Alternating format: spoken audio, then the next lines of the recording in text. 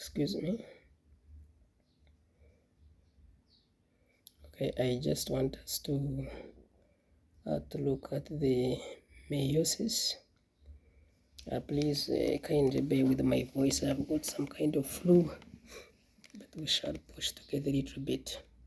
So when you look at meiosis, what are the most important things? One, you must know the structure of a chromosome, where we say that chromosomes consist of DNA, and of course DNA contains genes and the protein. Then the number of chromosomes in the cell is also a characteristic of an organism. For example, in human beings, you'll find that they have 46 chromosomes, whereby 23 is contributed by the mother and 23 by the father at fertilization. So we also look at the chromosomes, which are single thread. They become double, which we say that they are chromatids, and these chromatids are joined together at a point called centromere as a result of DNA replication. So this is very important for examinations as well. Then you must also be able to differentiate between haploid and diploid cells in terms of chromosome numbers. Then you must know the differences between sex cells, which we call the gametes, and the somatic cells or body cells. Then also you look at the sex chromosomes, which you normally call gonosomes and autosomes. And then we should also look at some of the processes of meiosis, of mitosis, but not always examined.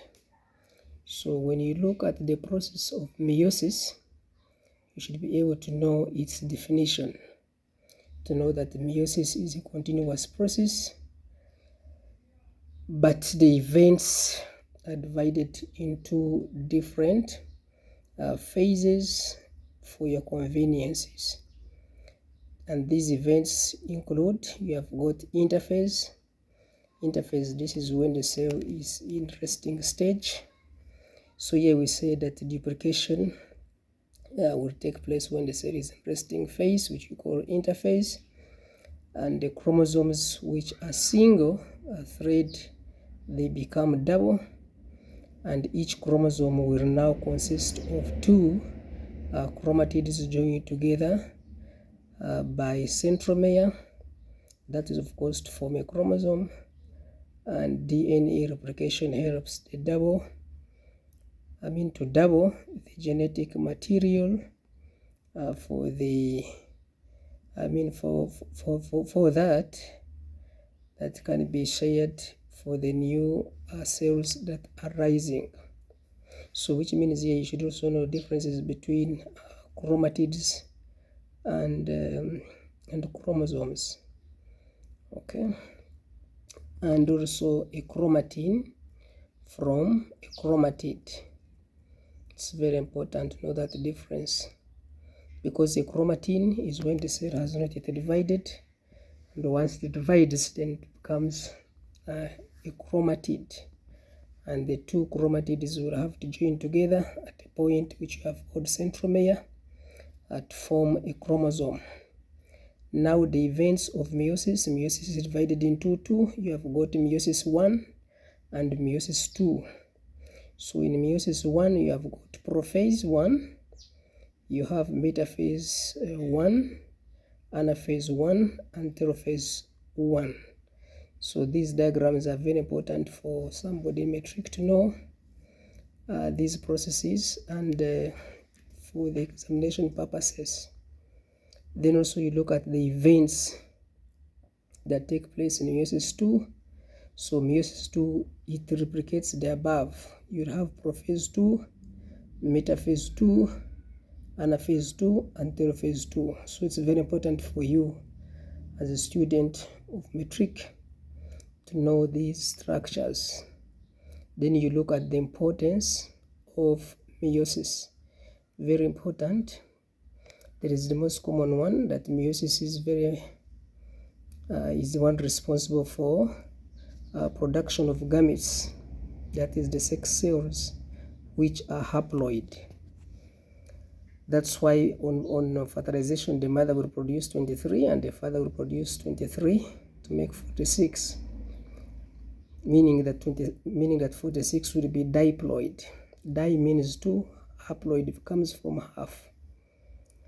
So we are saying that production of haploid gametes having the effect of meiosis will have to overtake the doubling effect of fertilization, thus maintaining a constant chromosome number from one generation to the next constant.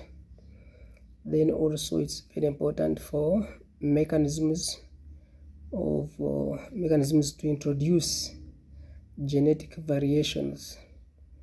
So these genetic variations will be crossing over, and then the random arrangement of chromosomes along the equator of the cell. So it is meiosis which is responsible for that. Then you look at abnormal meiosis. If there is a problem in meiosis during its process, there will be abnormalities. One, you have got the non-disjunction and the consequences. They are very important for you to understand.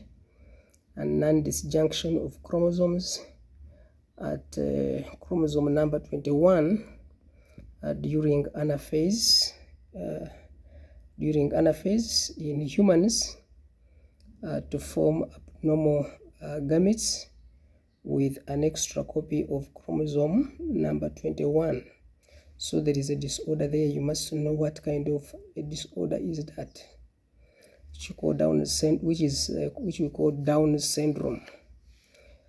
So also fusion between abnormal gametes, which is 24 chromosomes, and normal gamete 23, which will lead to Down syndrome. So Down syndrome, it is an abnormality that will of course take place as a result of abnormal meiosis. So you must be able to give comparisons between mitosis and meiosis. Basically, you need to look at the similarities and the differences between meiosis and mitosis. It's very important for you to understand. So basically, what we have looked at today are the comparisons. The things you need to know for examination purposes. You need to know the differences between meiosis and mitosis. You need to know what happens during abnormal meiosis. You need to know the importance of meiosis, and you need to know the processes of meiosis, where we have got meiotic division 1 and 2. Then you need to know also the structures which are involved in that. They are very important for your examinations. And then you also need to know the differences between the haploid and diploid cells, and the sex cells and somatic cells. Somatic cells are the body cells. Then the sex chromosomes and the autosomes are also very, very important for examination purposes. Okay, thank you. In the next video, I will be showing you what you must know in the subtopic that is questionable also for examination purposes, which is human reproduction. Thank you.